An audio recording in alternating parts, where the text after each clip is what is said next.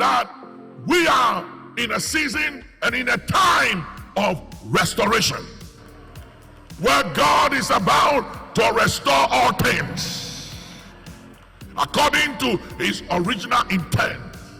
No matter where we are at now, when the time comes for God's restorative purposes to manifest, God has already factored everything. Yeah. He knew our losses.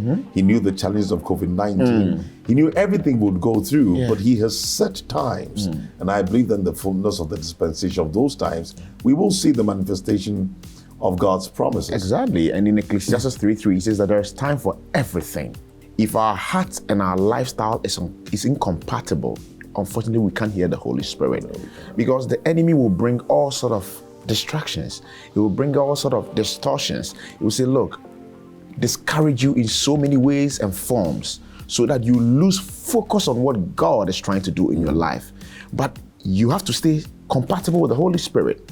You need to stay sensitive to the Holy Spirit. That still voice, that little still voice will keep speaking into your ear and will say, be still and know that I am God. Trust in my ways and I'll make this possible.